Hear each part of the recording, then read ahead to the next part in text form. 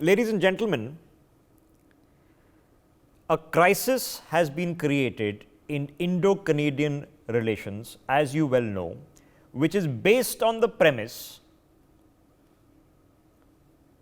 which has been followed through, or rather not followed through, by the Canadian administration, that India as a state carries out extrajudicial killings on foreign soil. So they have held on to the premise, having no evidence to provide. They have assumed that just because they say it, we will swallow it. Okay? And it has been based on plants that, no, the Americans also agree, because there is a system called Five Eyes intelligence of these powers, New Zealand and Australia, and all these guys have figured out their intelligence game so well that they know that you Indians did it. Okay. What evidence? Well, we don't have any evidence, none that we've shared with you for sure, but we have this Five Eyes intelligence, and the sheer gravitas and the weight of that name should make you quake in your boots and make you consider it seriously. Maybe, maybe not. Five Eyes intelligence couldn't figure out that Hamas had 5,000 rockets lined up to be deployed on the 7th of October. So much for intelligence. They couldn't figure out that a certain Muhammad Atta was there doing training in an aviation school before he slammed it into a building. So you couldn't figure that out. So what happens when no intelligence is required? Where it's not about your human, it's not about your electronic, it's not about your algorithmic AI parsing through all our emails and figuring out, oh my God, this person might be a terrorist. What if somebody comes up and tells you, hey, I'm a terrorist? What are you going to do then? So this fellow Nijjar, okay, who was killed in Canada, killed by whom we don't know. Maybe it was killed by a different terrorist faction. Maybe it was killed by some other foe, and the cover-up was make it look like Indians. We don't know. We don't know. I'm not assuming that I know. I don't know. But the fellow Nijjar, I can tell you, was outstanding with an AK-47. Now, I promise you, ladies and gentlemen, and I'm a Punjabi, okay, and my family members, my brethren, I promise you, tusi jao, take an AK-47, take a photograph with an AK-47, put it on your Instagram, and then ask for a Canadian visa. Don't be shocked if you don't get it. Take an AK-47, stand and photograph yourself with an AK-47, okay, put it on your social media, and then apply for a foreign visa. Does that sound reasonable to you? Well, Nijjar had photographs of AK-47s everywhere. Okay. He was a welcome resident, citizen, honored. His son is saying he was being briefed by Canadian intelligence. Okay. So the AK-47 photography didn't convince you. The rap sheet which is available from India didn't convince you. Okay. Five Eyes intelligence. How about if I come out and say, you know what, we're going to come and bomb another aircraft and we're going to take you down. Here's the date, November 19th. Stop us if you can. Does that convince you that there's a problem? Whereas, what kind of algorithmic fingerprinting, forensics, human is required when a person is on camera saying, you know what, we took one plane down in 1984-85 with the Kanishka bombings, we killed 329 people, okay? You had intelligence that we were going to do it. You were watching them testing the bomb plots. You could have stopped them, but you didn't. So now, we're going to say it in your face. We are going to blow up an aircraft. Okay, and I promise you, if you just make a phone call to North America and just use the word blow up an aircraft. Okay. Just use the words. And there will be a data center which is parsing through millions and millions of phone calls per hour, which will pick up the particular words and highlight them so that a file can be opened on you and you can be traced. This guy is saying it on social media. This is what we're going to do. Now, he is not saying that, oh, I am fighting for a Sikh homeland so you know what we're going to do? We are going to go to Geneva and we're going to hold a meeting. You know what? We're even going to hold a referendum. He is saying you're going to blow up a civilian aircraft. Okay? That's the guy on your screens. Now, what intelligence is required to do something about it? What's been done about it? I don't know. Did you hear Justin Trudeau speaking about this? Did you hear His Excellency, the Canadian High Commissioner sitting here in Delhi with a depleted staff speak about this? No. Why? Why is that? Why they're quiet? Unbelievable. Let's open up this broadcast. Professor Madhav Nalapat joining us on the telecast. Kuldeep Singh Shekhawat is joining us. He is the president of the Overseas Front of the BJP in the UK. Patikrit is joining us on the broadcast, as is Ambassador Pradeep Kapoor. Now, Professor Nalapat, I mean,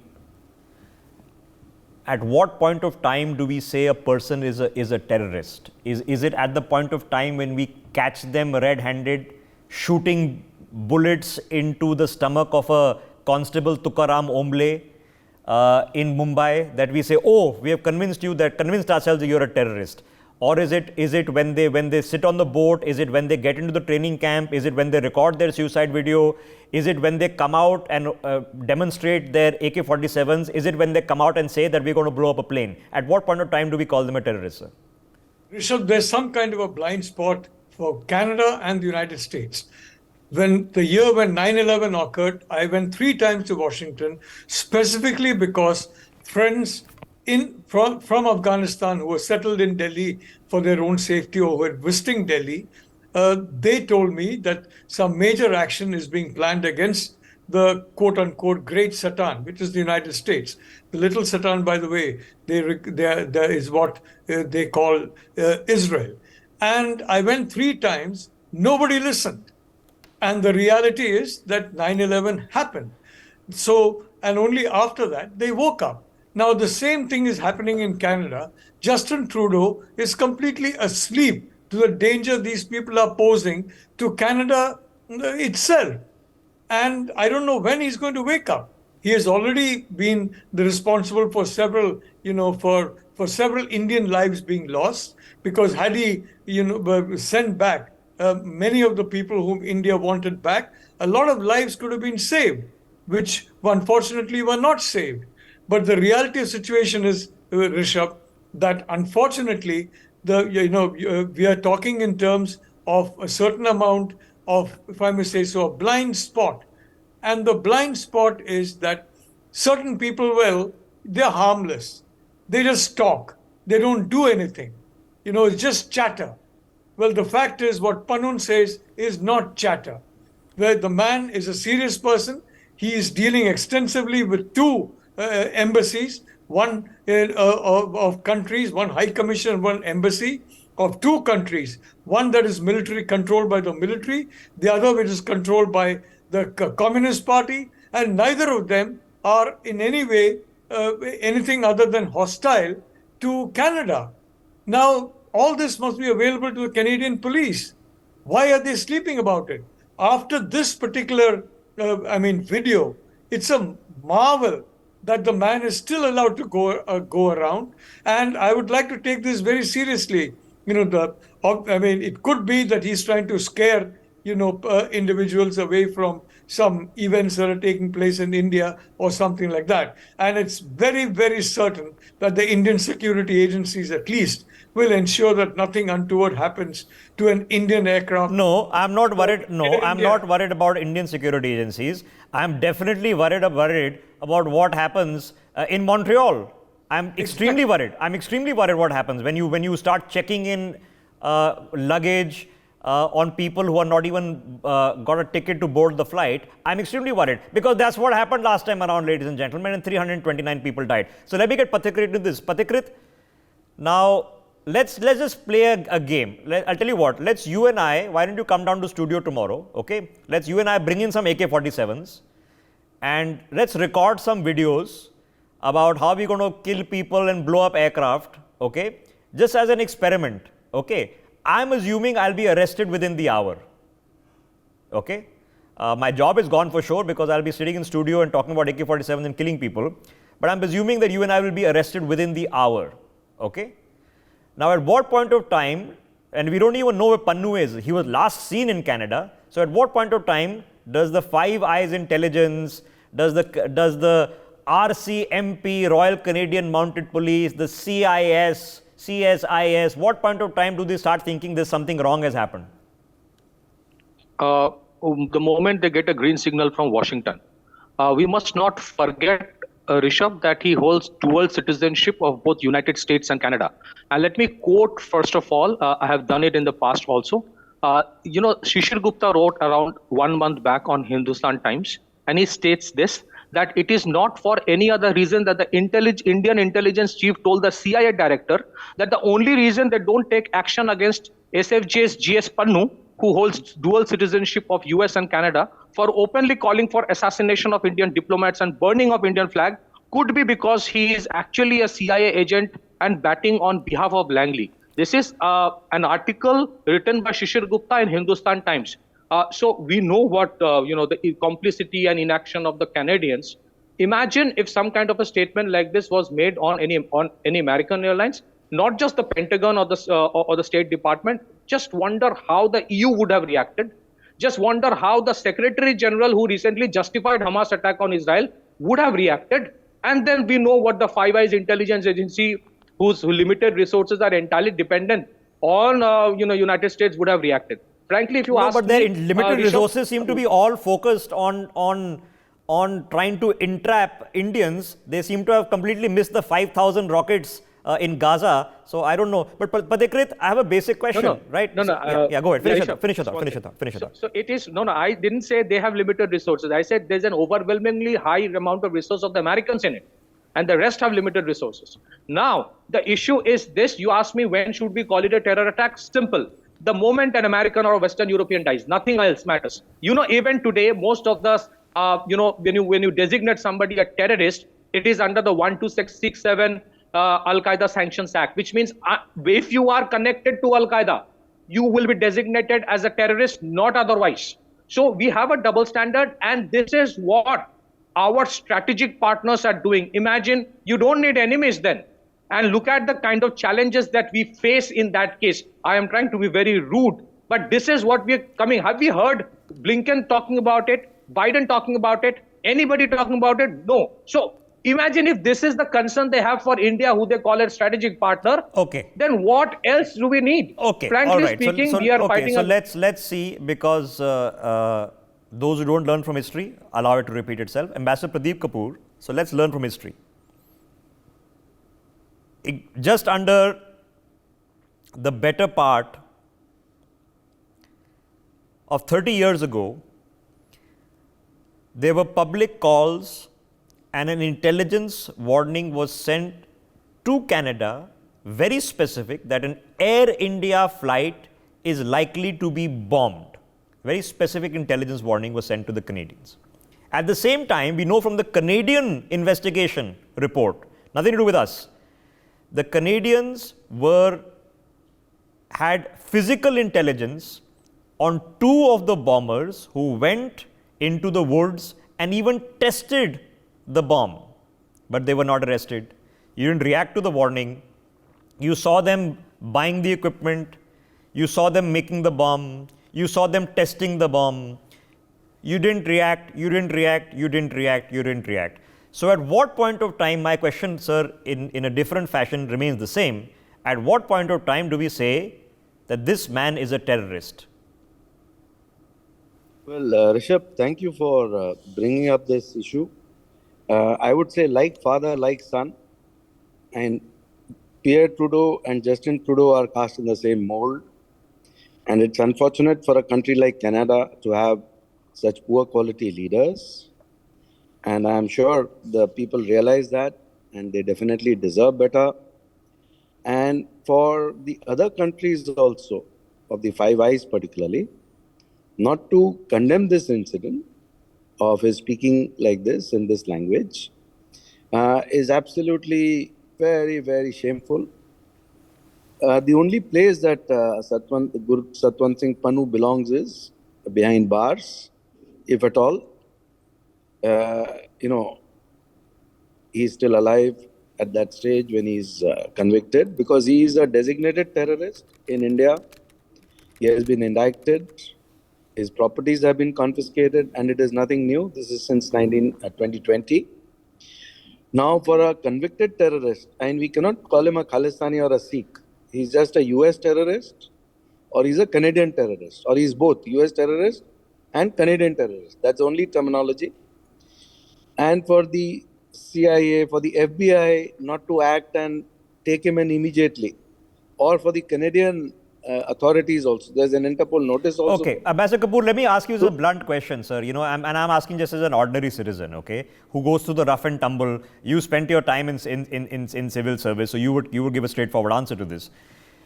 Every time you apply for a visa, okay, trust me, if you have criminal cases open against you, how difficult that visa process gets, let alone to the US, Canada, Europe, okay?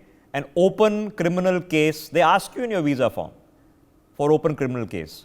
Now imagine next level, you are photographed with AK-47s all over social media.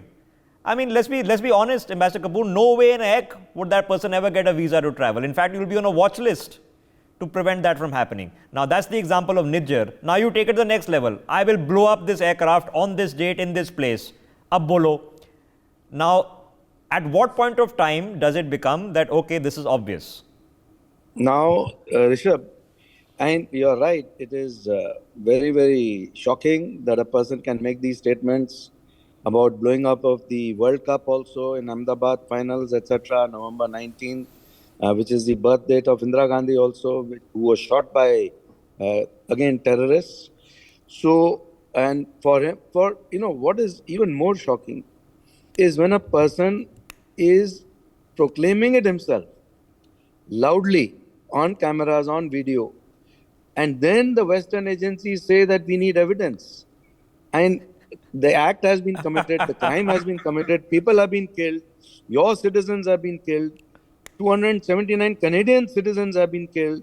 So, for Canada to turn into country like Pakistan, a rogue state, I was about to say it is very unfortunate. What dossiers do you want on Hafiz Saeed? The place that Khalistan can be given birth is in Canada. Yeah.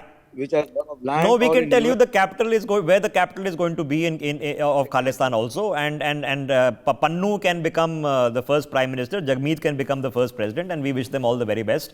But let me get Mr. Shekhawat. Mr. Shekhawat has been watching this fellow Pannun at close quarters because his erstwhile home was much closer across the Atlantic to where Shekhawat ji is living in the UK. Shekhawat ji, I mean, what do we say or do at this point of time that this fellow is not already done? Well, Rishabh, first statement that I should make is this guy has no brains left. He is absolutely an insane guy.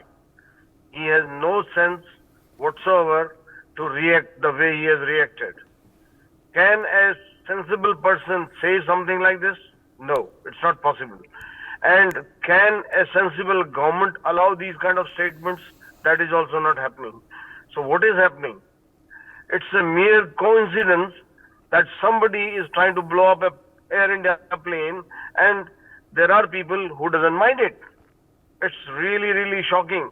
I still remember Pannun coming to London around 6-7 months ago, sitting in a restaurant, demanding free meals, and the owner of the restaurant was known to me, Mr. Sharma. He said, get lost, first pay the money and then sit. So this guy is absolutely insane. He has no idea whatsoever to speak about, talk about, discuss about.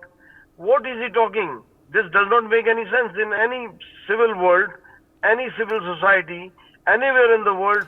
No, but Shekhawat ji, I'm trying to understand what the baseline is. Okay, if I take a photo with AK-47, I'm still not a terrorist. If I say I am a terrorist, I'm going to kill you, I'm not a terrorist. Do I have to get a tattoo done? Do I have to wear a T-shirt? What do I have to do to convince the Canadians that I am a terrorist? I still remember there was a guy who was threatened here in London, and the police went to his house and they said, "Oh, you are still alive. No harm has been done, so we cannot take any action." So that is the line the Canadians must be taking, that, oh, no harm has been done, nothing has happened so far. So it says freedom of speech. That is the word they use. These days, the Canadians and the British both are using these words quite frequently. Freedom of speech. So this is the level of freedom of speech. Will they allow that against Israel?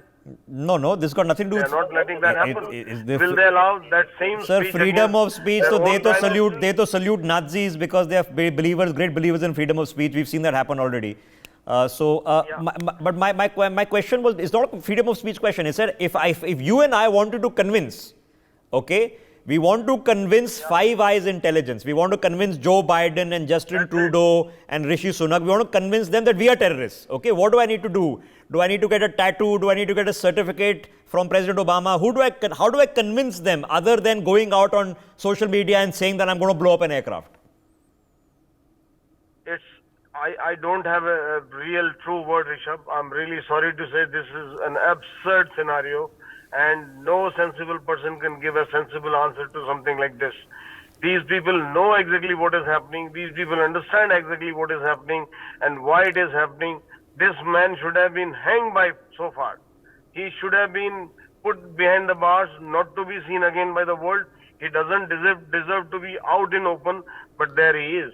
So this is the Western society, this is the Western culture, this is the Western government, all right, and especially the Canadian government. Okay, the way they are so now I am hoping the sheer obscenity, the sheer diabolical insanity of the hypocrisy is available to you. Okay, I again repeat, just try to post photographs of yourself with AK-47, then try to get a Canadian visa as an ordinary person. Okay, just try. Go to His Excellency McKay and say, here's a photograph of me with an AK-47. Now please give me a Canadian visa. By the way, here are the multiple assassination charges against me. Now please give me a visa. Okay. No way are you getting it. But if you are these guys, if you are these guys, you'll get it just fine. Okay. So now let me get Professor Nalapat back in. Professor Nalapat, now we have to assume that it is not incompetence, it is not blindness, it's not, so there is a method to what seems to us madness, that there is a deliberate reason that these people are being allowed to prosper, what is allowed to subsist, even being given a very comfortable environment to subsist. What would that reason be, sir? Rishabh, I mean, Canada is a wonderful country. Canadians are wonderful people. And India would like to have good relations with Canada if only Justin Trudeau would allow it. The fact of the matter is that, unfortunately, individuals, fortunately, their visas have been cancelled, their OCI cards have been cancelled. They can't do that mischief anymore. That has been done by the Modi government. But the fact is, individuals would come here and basically prod and motivate people to at least talk in a manner which is supporting their cause, which is basically the dismemberment of India.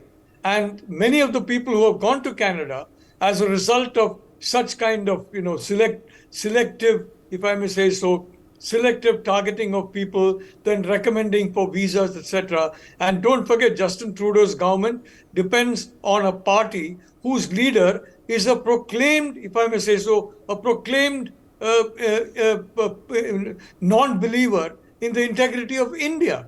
So you have people coming to Canada and then working, in the companies and homes and farms of individuals who are supporting this movement and who have been backed by the Sino-Pak axis. So that's a fact of life.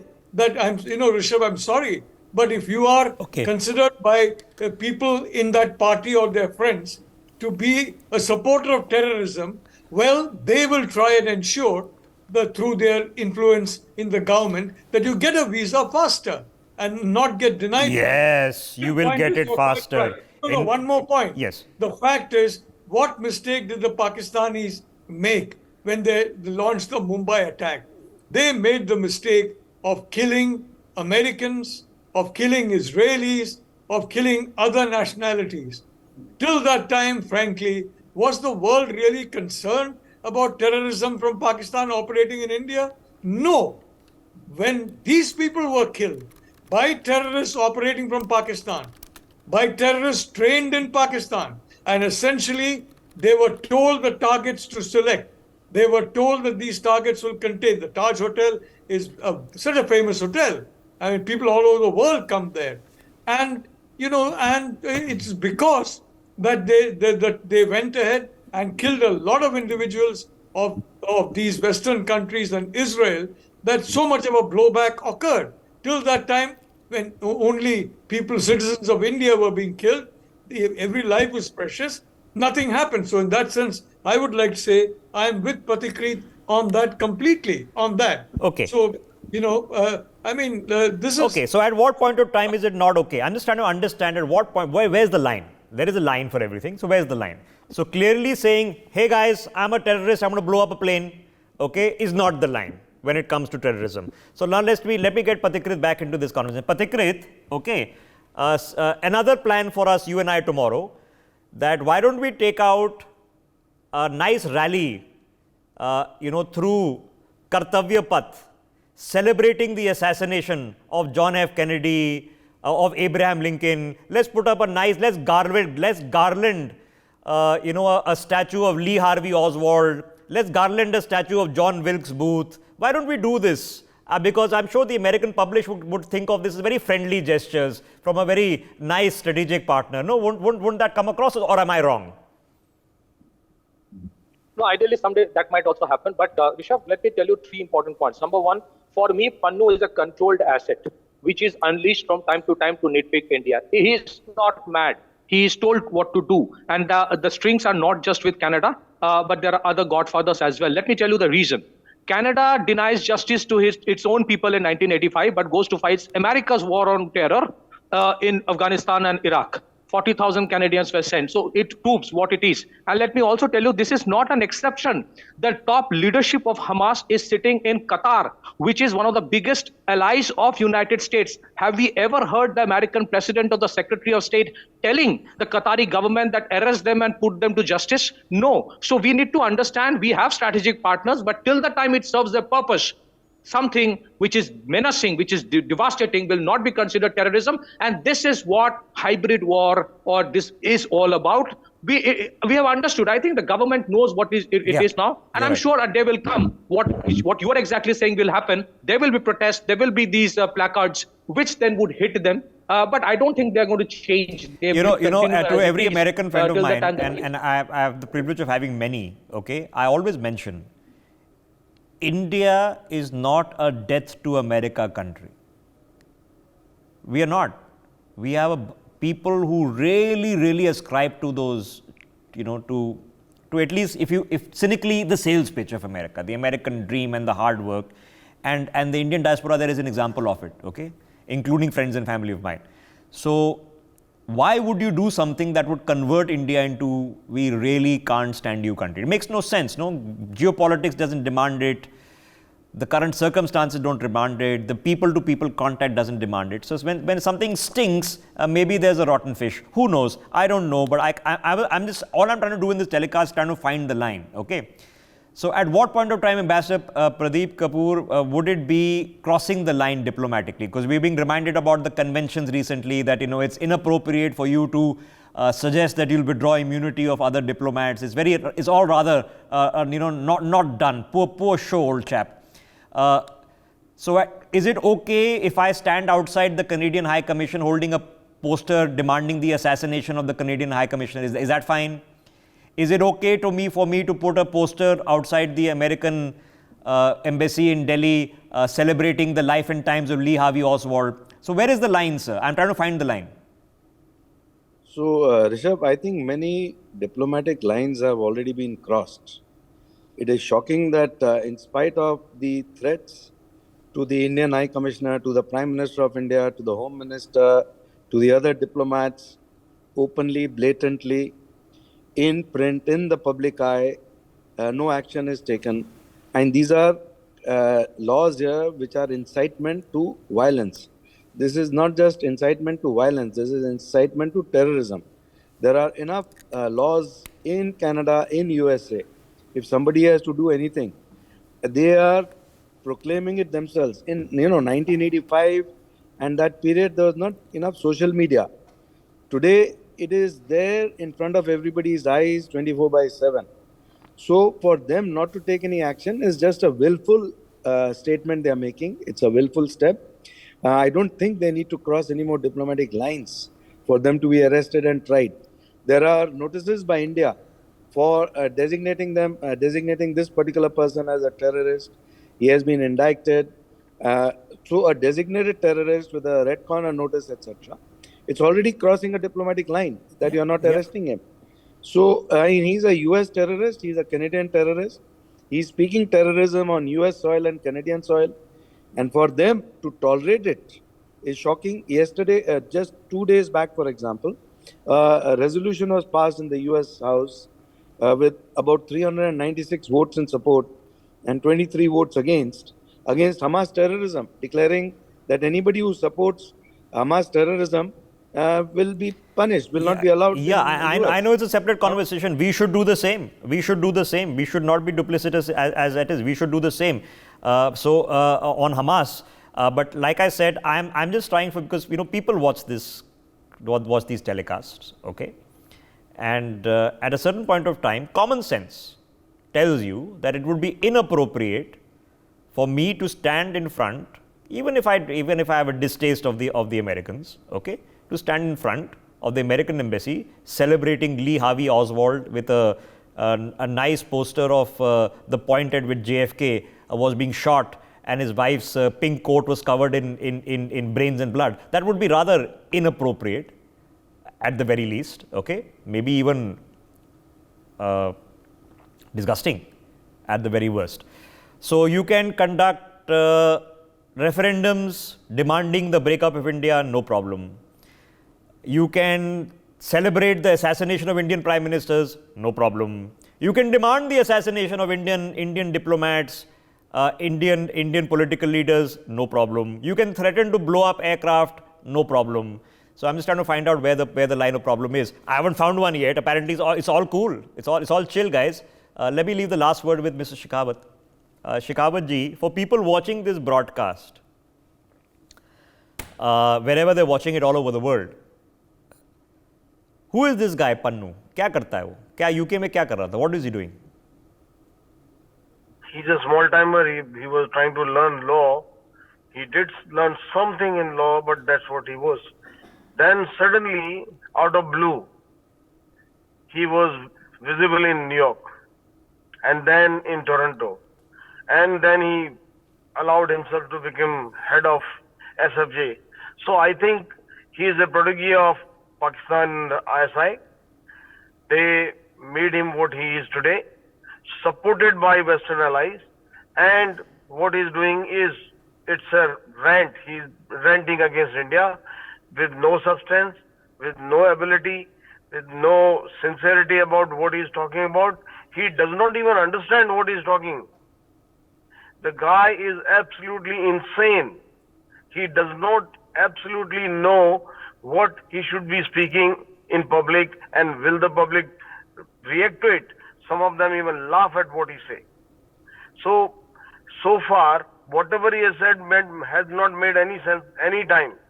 Giving lakhs of rupees to Indians to go and put a flag on Red Fort, giving lakhs of rupees to disrupt 26 Jan, giving lakhs of rupees to kill Indian diplomats. What is this? Now that he has come to a dollar currency, rupees are gone. They're gone behind now. They are off the radar. Now it's dollars. Okay. So now he's talking about dollars. Okay, So I just don't understand this man. He's a useless guy. if you're sitting in Ottawa and you are one of the great advisors to Justin Trudeau, if he has any, certainly he didn't have them when he was a younger man. He wouldn't have been roaming around with brown face. But anyway, or maybe you're Jagmeet and his coterie, you'll be wondering in a very straightforward way. Here is a country that is providing for the future prosperity of Canadians with its skilled labor force from nurses to truck drivers, in a country whose population is only 30 million and declining, that requires immigration. It has some of the most globally renowned diaspora population. It's a country with which we should have a good association. But we have decided to run it into a brick wall. One political establishment fostered by the political expediency of a man who espouses the breakup of India, Jagmeet, and his senior crony, whom he supports from the outside, Justin Trudeau, under whose father's tenure the last terror attack happened. We are watching this play out like a farce. Now, you might hold Indians in contempt for whatever reason. Maybe you're a bit lost about where the world is today. Could happen. But I have a high regard for Indian intelligence and IQ. And I think this is a little bit ludicrous. For more such videos, subscribe to the NewsX YouTube channel, hit the bell icon.